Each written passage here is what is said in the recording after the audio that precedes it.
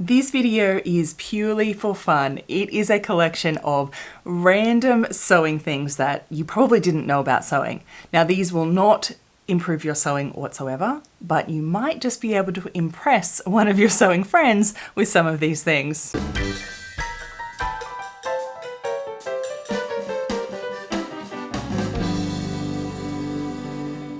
Welcome back, my sewing friends. It is delightful as always to actually see all your smiling faces here. If you're just new, welcome. My name is Evelyn Wood and I'm the creator of VintageSewingSchool.com, and here we do everything vintage sewing skills that help our modern day sewing so you can get better at sewing clothes. And if you haven't already, do hit the subscribe button down below so you can be notified of all the other videos that might be more inclined to enhance your sewing. This one is all for fun. It is random things that I just like, did you know about sewing? So I've been wanting to make this video for quite some time, and I've been keeping a little list of some things that pop up, those like aha moments or those crazy things that most people don't know about sewing related things. But as I said, they're definitely not going to help improve your sewing, but they're just fun facts that you might be able to, impress some of your sewing friends with sometime. That's good enough reason to keep watching, right? And let's start with this. Did you know that there is a hidden needle holder in these? I'm not kidding. Not on all brands, but Gutermann especially, and there are many others that do too. There is a hidden needle holder. So I had absolutely no idea that there is a secret, definitely secret, this one's a secret, needle holder in these spool threads. So where is it, you might ask? Well, if you have a look down the bottom, you'll notice probably where you wind in the thread, there's actually a little slit here, and all you need to do is just open that out, and there it is. Now the needle holder is not in the middle here. What you do, now you would not keep your thread ends on these needles, but this is just so that you can see them a little bit better. Pop them in, and then just make sure these the needles sit in one of those little crevices.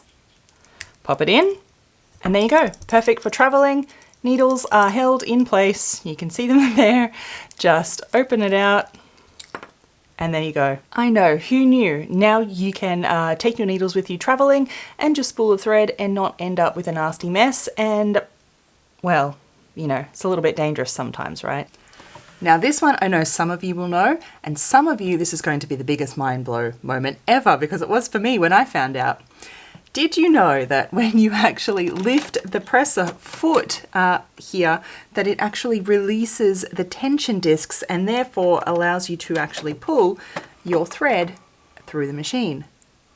I know!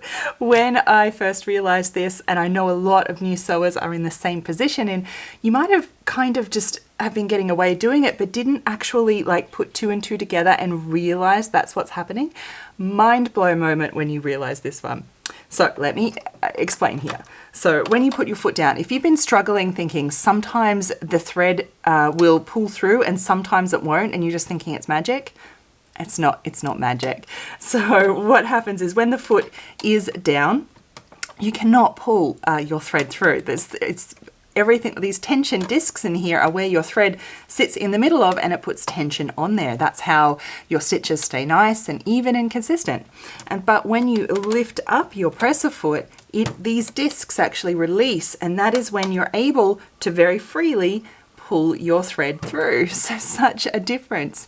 Now this one will improve your sewing skills if you didn't know this already, because it's very important. You do not want to be pulling and tugging on your thread when you release it. So that one, if you're still at the stage where you thought that was magic, yeah, I might have ruined the little magic fairies, but now you have control over doing that. And I know I remember being shocked that I didn't realize this already, in my mind when I actually realized this happens. Did you know that there is a difference between scissors and shears? No, these are not just a bigger, more heavy pair of these ones.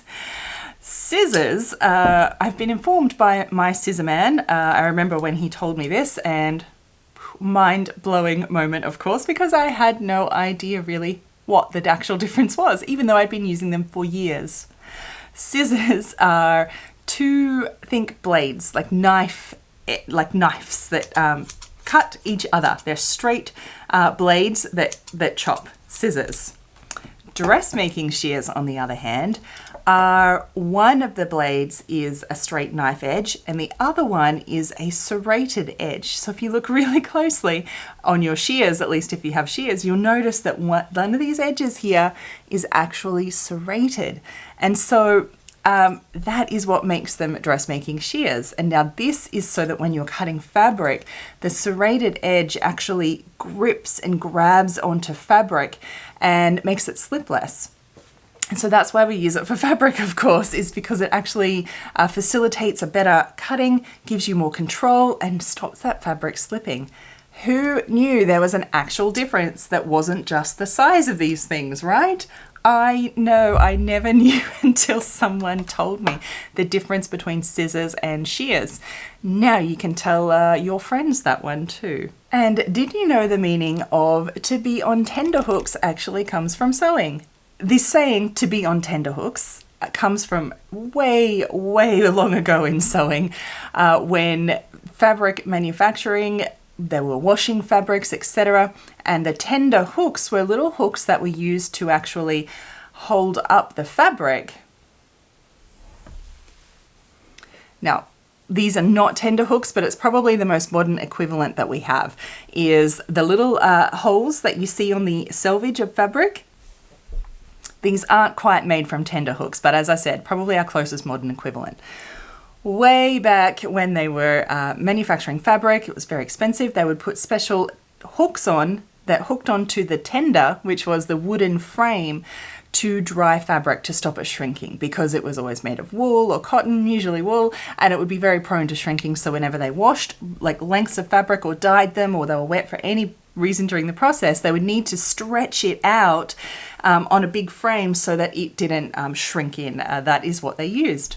And so obviously then, if you think about fabric being stretched and really tight and tense over a wooden frame, that is where the saying to be on tender hooks comes from, because you're on tender hooks just like the fabric is. You're stretched out, you're stressed, you're, a lot of tension within you. That's where the saying comes from.